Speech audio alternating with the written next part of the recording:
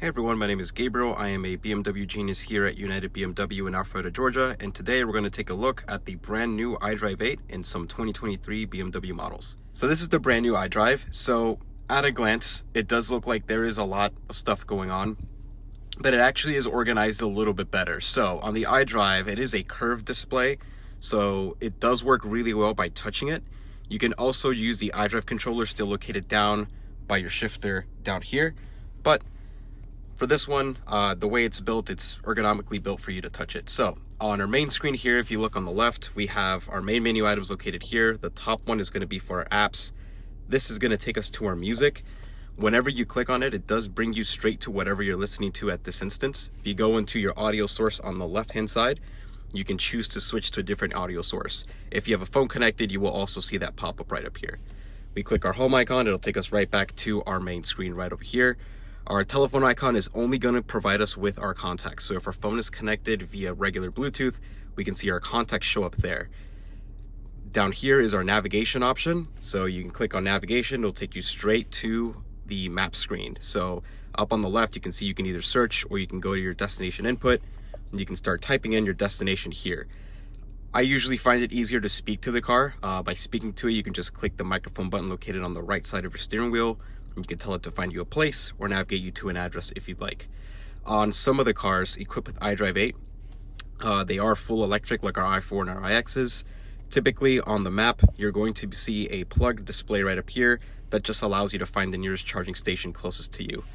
On the map, we do have options for us to change some of our settings. So if we tap on it here, we can scroll down here and we can go into our settings. We can choose our map views, so we can change our direction of travel.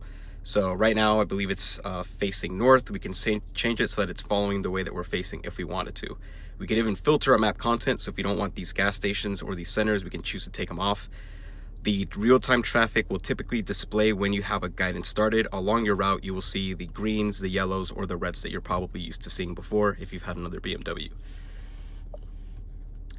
Right on our main screen, on this right-hand side, we call these widgets. So very quickly what these are basically just kind of like shortcuts. You can customize these if you want, but if you swipe on over, you'll see that there's other things that pop up here, such as traffic, weather, there's a route preview, news, etc. You can add another widget if you want to. You can have more things displayed if you'd like. You can also just shuffle them around. So for example, if I didn't want my telephone here, I can press and hold it with my finger and I can just kind of shuffle it around and then change the orientation of that through here. As you saw right up there, you can also press and hold. You can get rid of an option if you wanted to as well.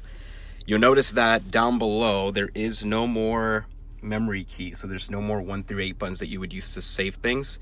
To save stuff in Idrive 8, you want to make sure you first find what you want to save, such as a radio station. For example, let's say I wanted to save this.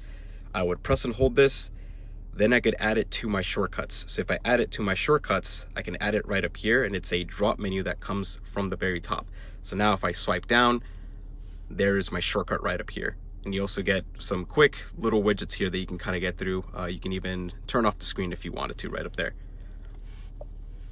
But right over here under apps, we click on this. We have 3 options. We can either take a look at all of our apps, we can go to our infotainment apps or our vehicle apps. So all apps is going to have everything. If you have a phone connected via Android Auto, via Apple CarPlay, or just via apps through regular Bluetooth and Wi-Fi, you will see all of these apps display on this screen. So it can be a lot, which is why we added these filters here on the left. Infotainment apps is only going to give you phone-related apps, such as communication apps, navigation apps, music apps. So you'll filter a lot of the other kind of third-party apps or apps that come with your BMW. If you go to vehicle apps, typically this is going to be a lot of vehicle information and settings that you can customize. So if you ever want to change the way your car locks and unlocks, you can go to doors and access. You'll be able to choose if you want to turn on the comfort access feature, for example, redeem your digital key, or you can choose to turn off and on certain features such as your mirrors folding in whenever you lock your car through here. But if we go over here, we can change our interior lighting, for example. We can log into our BMW ID, so all our settings get stored into the vehicle. But if you ever want to connect a phone, right over here under mobile devices is where you would do that. You would click on mobile devices, then simply follow the steps by clicking connect new device.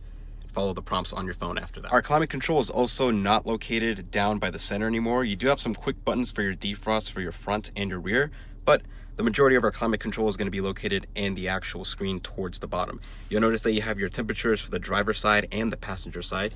You can tap on these buttons here, it will change the temperature. But if you go to climate control menu, it'll take you straight to the climate control where you can change where you want the air to blow out from. You can choose to toggle your ventilated or heated seats on, as well as your heated steering wheel. On some cars equipped with the different climate control zones, you can change the driver's and the passenger side independently, as well as going into your third or second row of seats if you have an X7. So this is the general overview of the Idrive 8. So we will be doing a deeper dive on specific things such as connecting phones, etc. But this is just kind of a general overview just to get a little bit familiar with the Idrive so it's not too overwhelming when you first step inside your vehicle. But if you have any questions, please feel free to give us a call or stop on by.